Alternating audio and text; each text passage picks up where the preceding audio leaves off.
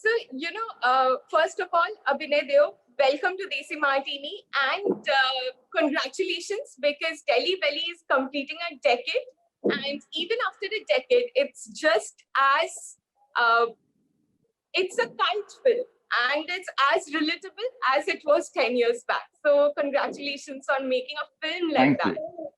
Thank you so much. Thank you. And that was your debut film. I mean, what a debut!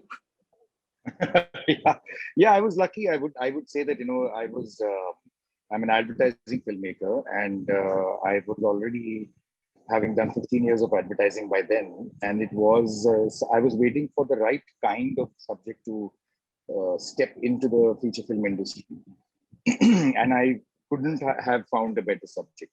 It was like a project that fell into my lap, literally. Of course, there was not struggle to get to that point, but certainly it was fantastic debut. Couldn't have asked for a better debut. Right, but it released, like it's often said that Game was your debut and Delhi Belly is the second film on the list. But I believe you had already finished Delhi Belly before you. Yeah.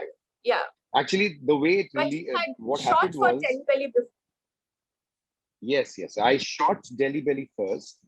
I shot Delhi Belly in 2009. Okay.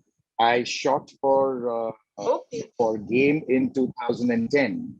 But Game released first and Delhi Belly released after. So that is why my debut film will always be Delhi Belly, because that's the one I made first. And it doesn't matter when it released, but it was definitely my first film that I made. And Game released first, but that's about it. I mean, it was my second film. Right. Also, when you make a debut like Delhi Belly, there's a lot of expectations that come about, because your first film is a cult. So people expect that you would keep on making something even more brilliant than this film. But that's a benchmark that's way too high. That's placed way too high. Absolutely. So do you Absolutely. feel it sometimes bogs you down?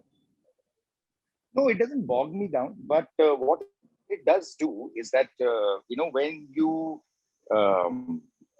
you make a film like this, which ends up getting into a place in people's hearts in such a way that they start expecting so much out of you, and that's possibly one of the reasons why after I was making Delhi Belly and Game simultaneously, literally, and very consciously they were very, very different films. Game was a thriller, very stylish and stylized, and Delhi Belly was wild stylized, but still a completely different genre altogether. And after that, I didn't want to make another comedy for some time. The reason is that I knew that anything that I made after that, is going to get criticized, or rather, is going to get bashed up, because Delhi Belly had reached the point in people's mind to a level where anything else to match up to it would have been, ridiculous. So that's the reason why I went and made 24, which is television, a totally different series, and then I attempted another comedy literally 7 years after Delhi Belly, which was Blackmail. So I consciously made sure. So it never bogged me down. Good things should never bog you down. Good things should just teach you something. And that's what the success of Delhi Belly, and funnily enough, the complete debacle and disaster of Game simultaneously taught me so much in life. I think people get this lesson over years and years. I got it in 1 year.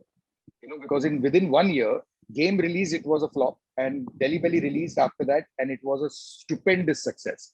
And it reached cult status and stuff like that. So it is a great learning exercise. I got a crash course into life in 1 year. These two things. Right. Also, when you made Delhi Belly is made in a completely different way. Of course, when I was 18 and watched it, I was just 18 when I watched it. And let me tell you, half the stuff in that film I didn't get, because I'm from Bengal. So all this joke about, Right. PK Bose, what it would actually mean, This took me a lot of time to understand. I had to be 22 and shift to Delhi to understand this. So, Okay. but this film was so different in the sense that this had a continuous run time. This was in English, and also the way it was dealt with the use of the language that it used or whatever it had a lot of yeah uh, things. But so when you made that, what were you thinking? Because something like this has not been made before. So you So, wouldn't have a huge reference to fall back on. So how did you go about doing this? see, first and foremost, that's the best part about it, that there was no reference point, because generally what ends up happening is that when you have a precedent of some kind, you end up kind of following that to some extent. And I didn't want to follow any rules. The first film I made, I just wanted to make sure that it is honest, it is straight the way it is supposed to be. And one of the most important parts that I think all youth, youngsters, while growing up, must be feeling in particularly our country, is that our country's cinema is a bit hypocritical. You know what I'm saying? It's like the truth is in colleges and schools and as youth would speak, we speak a certain language, but we never hear that language in our cinema. And I wanted to kind of go out there and say that, hey, why not? What the hell is wrong with us? Why can't we speak the same language in reality and in cinema? Why does it have to be two different languages? Like if you see American cinema or European cinema, they don't really hold back. The way they speak at home or the way they speak with their friends, that's exactly the language in which the cinema is made.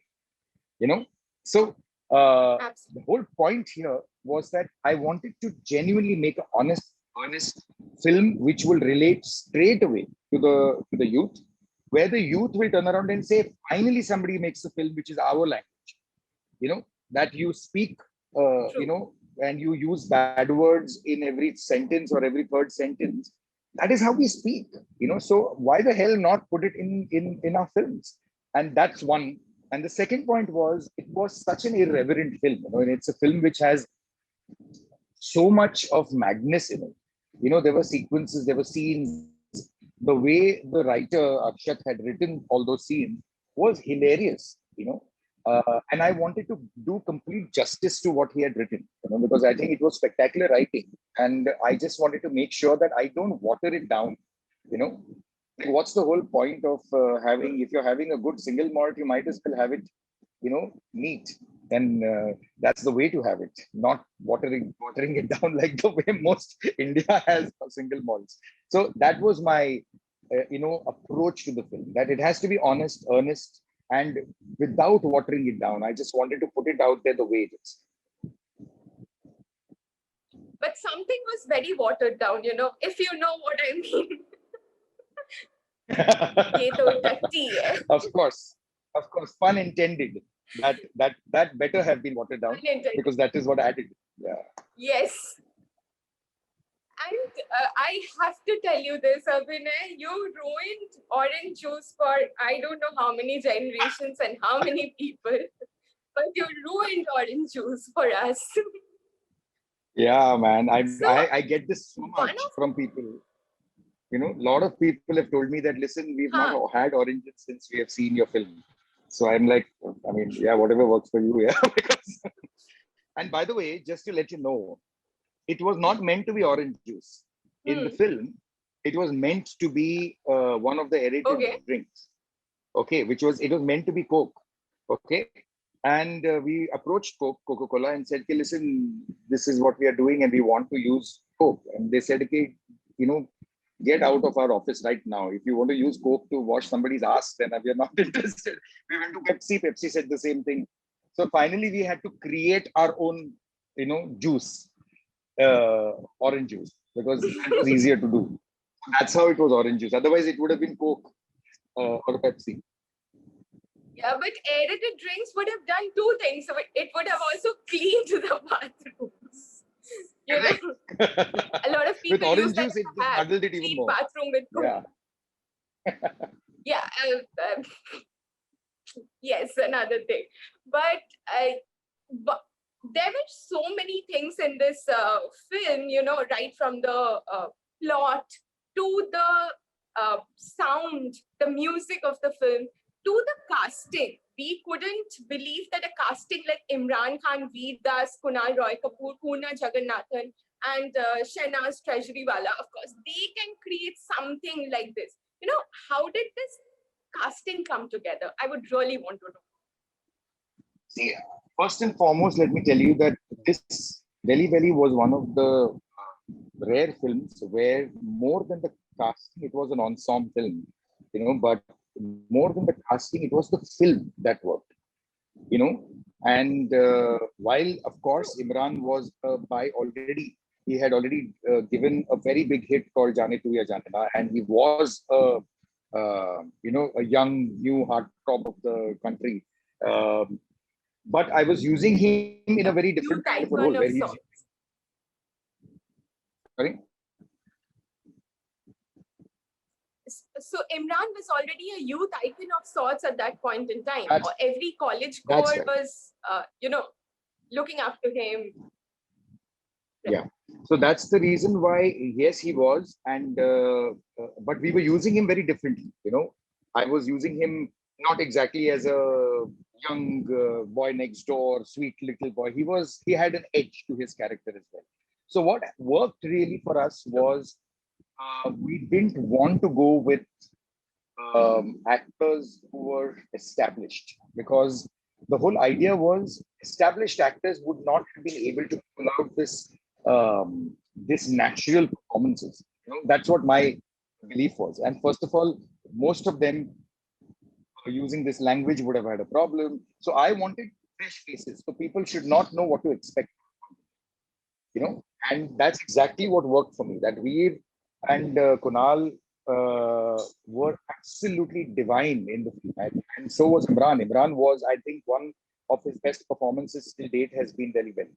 So in my opinion, and even the girls like Purna was a find, literally. I mean, I wanted somebody who was odd, who was Absolutely. not exactly the quintessential beautiful girl, because Shehnaz was doing that role, that a pretty doll-like girl who's an air hostess, who's got a rich father and whatever, has very clear aspirations of just You're getting of married and table having children. manners. Exactly, with like Yeah. eating a banana with a knife and fork was the kind of girl she is, who has gone to finishing school. And while Purna is a very eclectic and different kind of a vibe to her, while she is not the quintessentially pretty girl, but she has a vibe to her which is so magnetic. So this is what I think. The casting was done, one of the best casting exercises that I've ever done, in my life, was Delhi Belly, because I think we had everybody absolutely perfect in its place. Like even Vijay Raj, okay, it was outstanding. His one of his best performances again. And I would like to mention that the goons around Vijay Raj, okay, those guys were also, I casted them by actually not saying, okay, get me some guys who look tough. I wanted to get guys who look tough, but who also look like they can, at the right opportune moment, just one dialogue from them and it will make all the difference. So Yes, they were absolutely. also casted very carefully. So casting was possibly one of the best ways to do this. We auditioned everybody, and it was a grilling audition, in the sense of, it was like 3 scenes to be shot with everybody. So putting people together, it was not individual auditions. It Oh, was always, we always had group auditions, like we have to play out the entire scene, because that's the only wow. time when you really get to know their performances. So we auditioned like that, and three. I mean, Imran auditioned 7 or 8 times.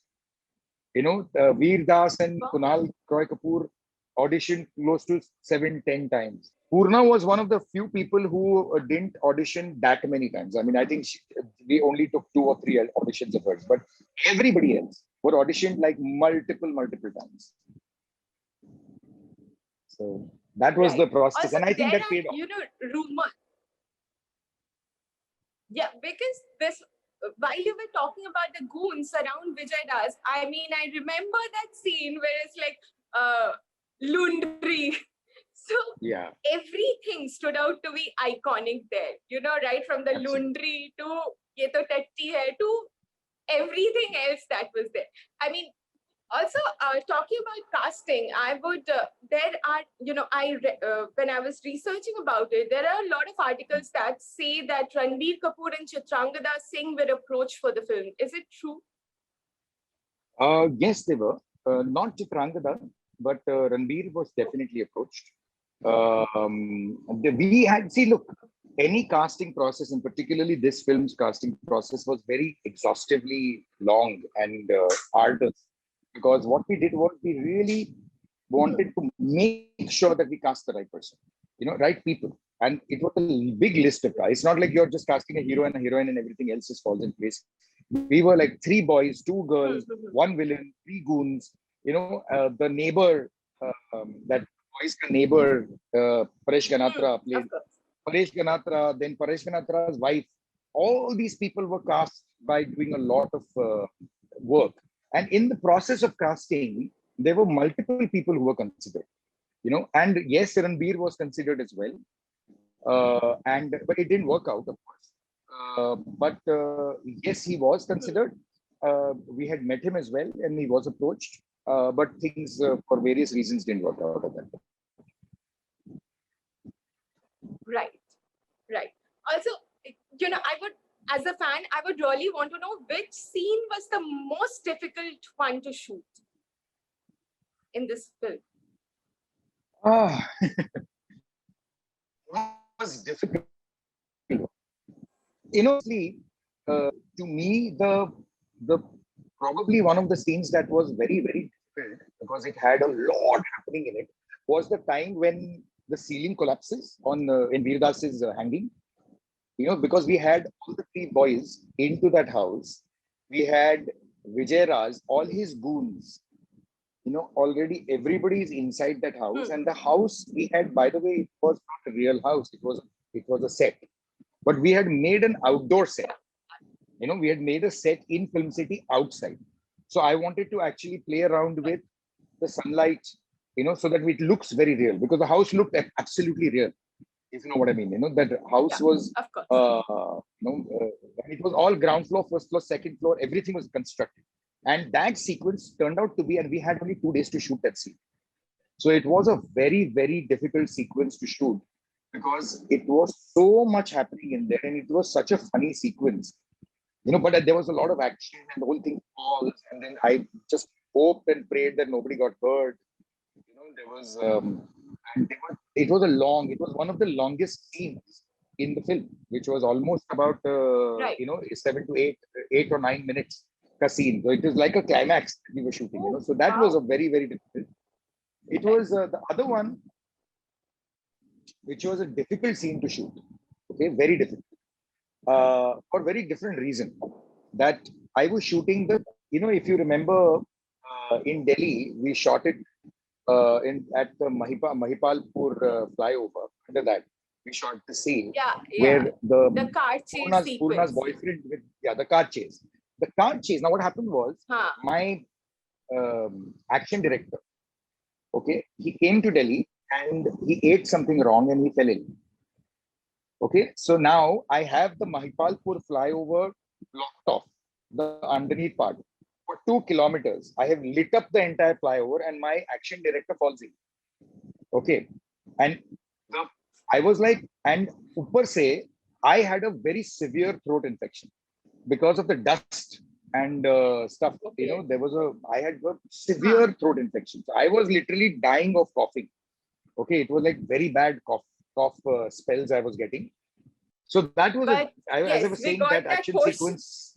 Yeah, that was a difficult one to shoot. Where you had to shoot it with a really bad cough because.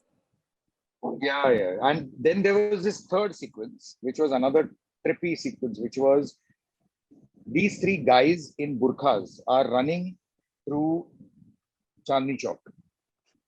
Now that scene was death, because we were, first of all, we are in Chandni Chowk, which is a completely hugely Muslim populated area. we have put 3 guys in a burqa, okay, which is to In begin with, you know, right. with the and in Chandni Chowk. And the funny part was, see, as a director, I realized at one point that, you know, there's no way I can shoot this sequence in a organized manner. So I wanted to shoot this entire Okay. sequence in a guerrilla way. So the way we did it was, we placed cameras at different places, and we were moving the cameras very surreptitiously, you know, covering the camera, and so nobody knew that we were shooting.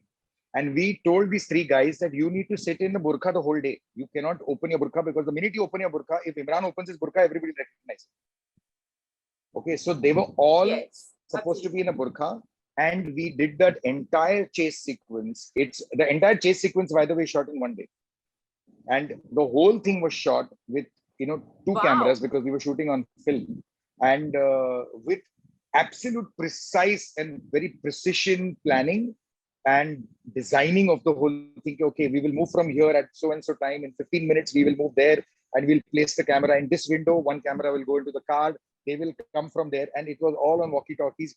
Nobody, so except for, I think towards the end, people started realizing, but almost 8 hours we shot without anybody knowing that we were shooting a film. So it was quite wild, and they didn't Wow. know who's the actor. They didn't know what I'm shooting. You know, so it was a very good, Yeah. uh, very difficult but extremely fruitful exercise. Absolutely. Because I didn't know that this is shot actually in Chandni Chowk. Like navigating It is. through It is. It Chandni is. Chowk while I'm walking is a task. And you guys managed to shoot an entire sequence, chase sequence. Oh Yeah. my God. Yeah. That's stupendous. I mean, No, hats no, it off. is That's mad. I'm another telling level. you, if to be honest, I'll tell you, this film has stories, and behind the scenes of this films, if I had to sit down and narrate, it will take about, the same length of the film I will be talking, because it is so many such crazy Absolutely. things that have happened. So anyway. Right. Right. 10 years, and there's just one question that as I am now, and I, as the 18-year-old who had watched the film for the first time, would want to know, when is Disco Fighter coming? Please make Disco Fighter. Like, I'm begging you, please do. I know. So the idea for us was actually that we wanted to do Disco Fighter as a film. Uh, but and we had introduced this character in, and we were actually really hoping as hell that we come up with something and do it with Amir. But ultimately, we are, Disco Fighter is Amir Khan. So Amir, we have to get his dates. We have to write a new script. So hopefully, we will get you Disco Fighter. But yes, even I wish that we got Disco Fighter, and we make it. Yes. So that was it. Thank you so much, Abhinay, for joining with us right in the morning. I mean, I hope like it's a really crucial time, and I hope I did not like ruin any part of it. And Not at all. Not at it was a treat. It was a all. Same treat here. talking to you. Thank you so much. Bye. Thanks a lot, Jinia. Thank you. Thank you. Bye. Have a great day. Bye. Bye. You too. Bye.